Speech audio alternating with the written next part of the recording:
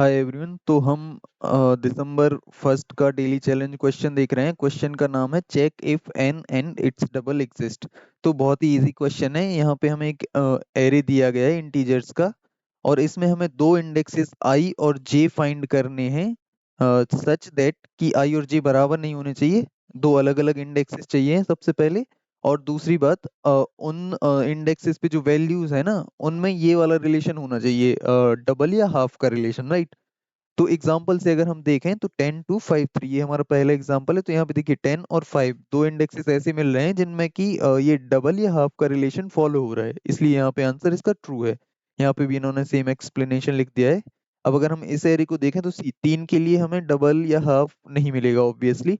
फिर 1 के लिए हम डबल चेक करेंगे तो डबल नहीं है कहीं पे भी, और इसका हाफ भी प्रेजेंट नहीं है। उसके बाद 7, ये ऑड नंबर है तो हाफ तो ऑब्वियस सी बात है इसका नहीं ही होगा प्रेजेंट, डबल भी यहाँ पे नहीं है।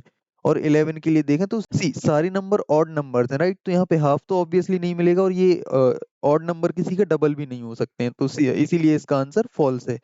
कंस्ट्रेंट्स बहुत ज्यादा स्मॉल हैं, सिर्फ 500 नंबर्स ही हैं, तो हम N square, N cube, even N to the power 4, नहीं एन टू द पावर 4 तो बहुत ज्यादा हो जाएगा, एन क्यूब तक का सॉल्यूशन भी अगर हम लिखेंगे तो भी हमारा ये क्वेश्चन इजीली सॉल्व हो जाएगा। तो जो हमारा पहला एग्जांपल है उससे देखते हैं इसको। तो सबसे पहले 10 then 2 then 5 and then 3, ये हमारा गिवन एग्जांपल एरे है। तो अब अगर हम इसमें एकदम ब्रूट फोर्स अप्रोच लगाने से अगर हम इसको स्टार्ट करें तो सी हम क्या कर सकते हैं, हम हर नंबर के लिए इसका डबल या हाफ फाइंड कर लेंगे इस एरे में। अगर हमें मिल गया तो हम ट्रू रिटर्न कर देंगे, और अगर नहीं मिलता है तो हम फॉल्स रिटर्न कर देंगे। तो इसमें हम क्या करेंगे, आई सबसे पहले 0 से स्टार्ट करेंगे और जे को i+1 से स्टार्ट कर देंगे। तो यहाँ पे हम पूछेंगे कि क्या आई और जे में रिलेशन है, क्या 10 इज इक्वल्स टू है 2 into 2 के। तो यहाँ पे ऑब्वियस सी बात है ये फॉल्स आएगा, राइट। तो इसके बाद हम ये भी चेक कर लेंगे कि क्या 10 इज इक्वल्स टू है 2/2 के। तो ये भी ऑब्वियस सी बात है फॉल्स आएगा। तो यहाँ पे ना तो डबल का रिलेशन फॉलो हो रहा है ना हाफ का। तो इसके बाद हम अपने जे को आगे मूव कर देंगे, और फिर 10 और 5 के लिए सेम चीज पूछेंगे। तो अब अगर हम देखें तो 10 इज इक्वल्स टू 2 into 5, यहाँ पे देखिए ये वाला रिलेशन फॉलो हो रहा है। तो हम यहीं से ट्रू रिटर्न कर जाएंगे। सपोज अगर यहाँ पे भी नहीं मिलता हमें, तो जो हमारा जे है हम इसको और आगे मूव करते, और फिर ये जे आउट ऑफ बाउंड चला जाता। इसके बाद हम अपने आई को और आगे मूव करते, और फिर ऐसे करते करते हम सारे आई के लिए सारे जेस ट्राई कर रहे होते। तो इस केस में जो हमारी टाइम कॉम्प्लेक्सिटी हो जाती वो होती O of N square, right. इसका सूडो कोड लिखें हम जल्दी से। तो हम हर एक आई के लिए सबसे पहले तो एलिमेंट निकाल लेंगे, और फिर हम एक और लूप चलाएंगे J+1 से जो कि n तक जाएगा। और हम यहाँ पे चेक करेंगे कि या तो डबल का रिलेशन फॉलो होना चाहिए, यानी कि जो हमारा एलिमेंट है वो करंट एलिमेंट का डबल होना चाहिए, या फिर हाफ होना चाहिए। अगर ये दोनों में से कोई सा भी केस मिल जाता है तो हम ट्रू रिटर्न कर देंगे, अगर नहीं मिलता तो हमारा ये वाला अंदर वाला लूप खत्म हो जाएगा, राइट। और उसके बाद ये बाहर वाला लूप आई को इंक्रीज कर देगा।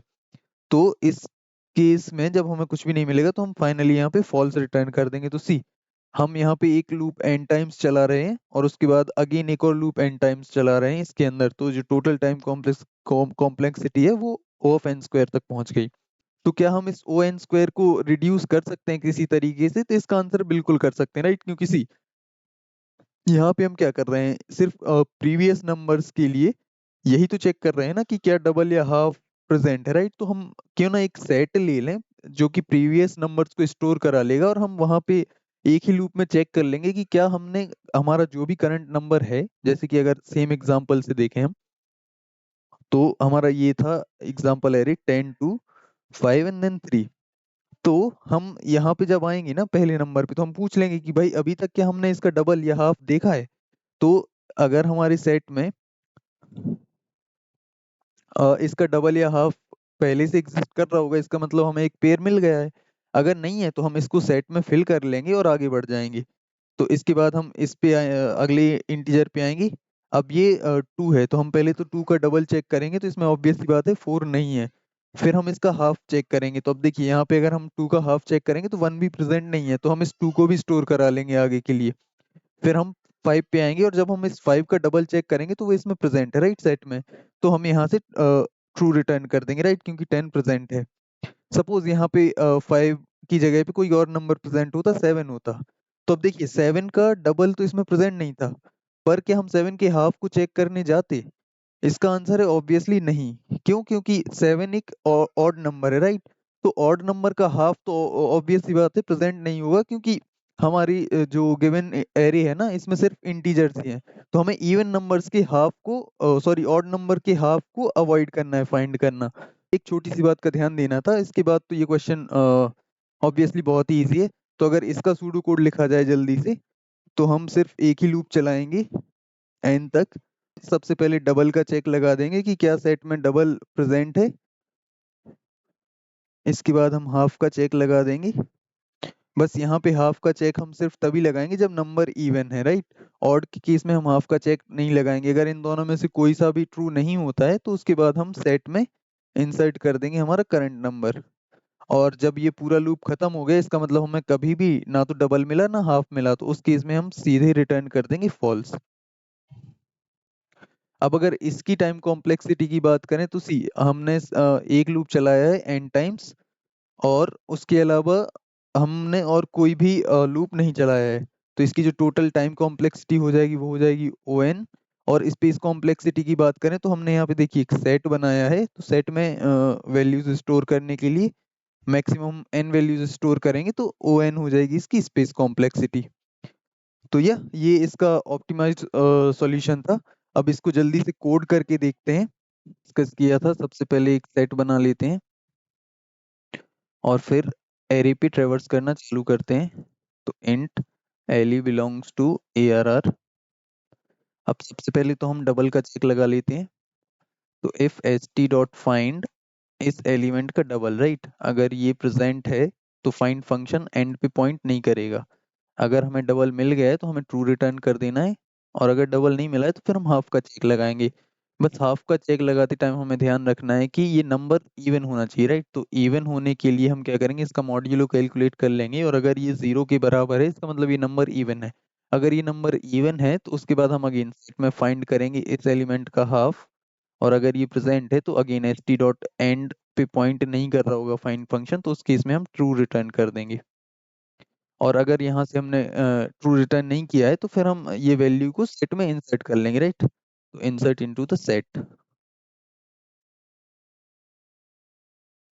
यहाँ पे हमने एलिमेंट को सेट में स्टोर कर लिया है, और जब ये लूप पूरा चल चुका होगा तो उसका मतलब है कि हमें कभी भी कोई पेयर नहीं मिला है, राइट।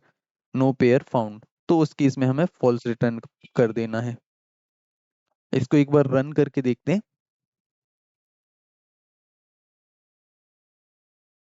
तो गिवन टेस्ट केसेस सारी पास हो गए। Now let's try submitting this.